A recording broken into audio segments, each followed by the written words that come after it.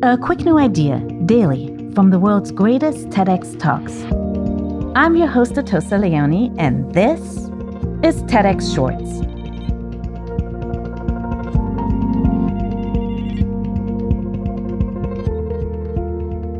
It may seem like an odd question, but when sending a group email, how do you decide who gets CC'd? And do you ever find yourself unsure of how to sign off on a message? Victoria Turk is a senior editor at Wired UK, who believes you might be sending emails the wrong way. In this episode, Victoria shares helpful guidance to upgrade your online etiquette.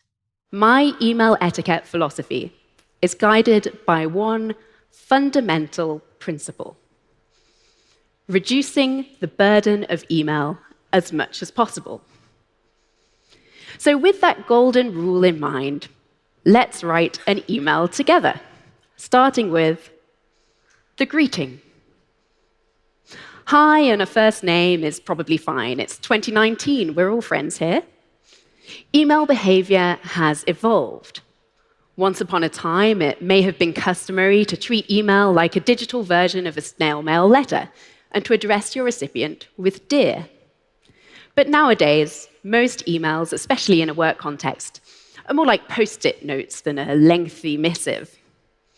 In fact, email started out that way.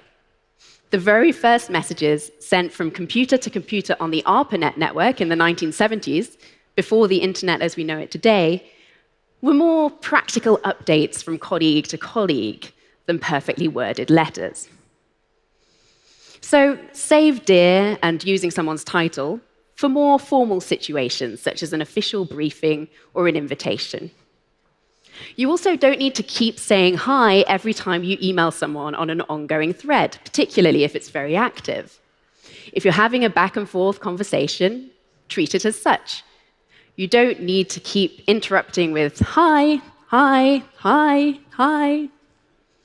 My rule of thumb is to follow the sun. If your conversation spans several days, then say hi again after each new sunrise. So that was the easy bit. Let's get down to business and into the body of our email. Concise and precise is your mantra.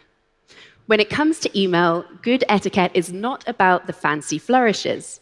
It's about respecting other people's time.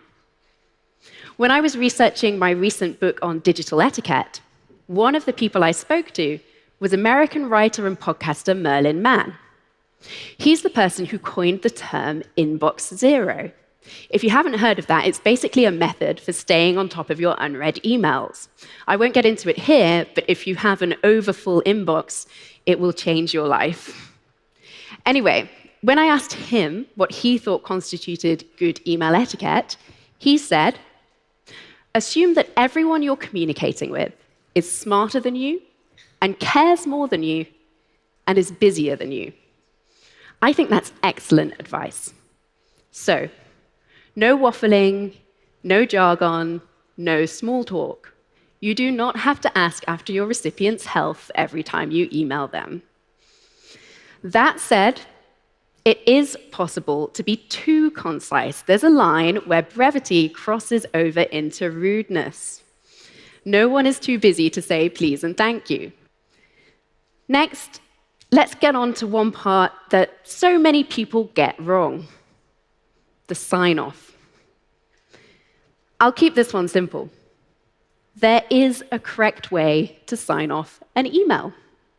It is best wishes. Best and all the best are also acceptable. Anything else? Sorry, no. Yours sincerely? Too formal.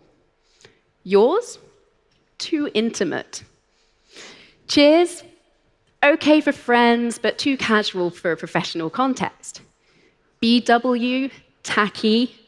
Kind regards? Just a bit pompous.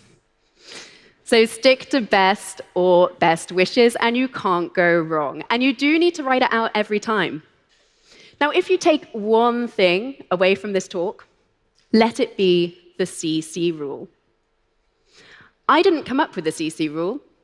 In fact, it's so important, it's even included in the go-to etiquette Bible de Brett's. The CC rule states that primary recipients of an email who are expected to respond should go in the to field. Other recipients of an email who are not expected to respond and who are included as a courtesy or for their information should go in the CC field. Next time you receive an email that's been addressed to multiple people, take a look. Are you a primary recipient or are you on CC? Do you need to respond? I've saved probably the most important thing till last, because when you send an email, it should be as much a consideration as what you put in it. One of the major causes of email stress is that we can't get away from it. It demands so much from us, especially now that we're all walking around with mini computers in our pocket. We can check email anywhere and any time, but instead of feeling free, we feel trapped.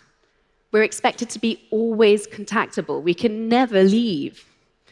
The only way to buck this trend is to start setting boundaries. Unless you're a heart surgeon, you really probably don't need to be on call all the time. In fact, it's probably better if you're not. I've checked my work email in some incredibly inappropriate places. So just stick to work hours. It's on the sender to set a reasonable norm and exhibit good email etiquette in doing so. So that's our email completed. I hope you'll join me in spreading good email etiquette and making our digital lives a little bit easier and friendlier.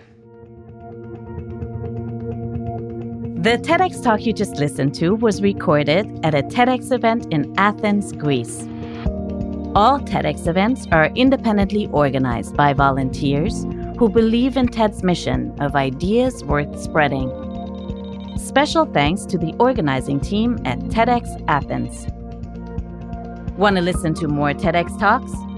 Explore the entire archive on the TEDx YouTube channel. I'm Atossa Leoni.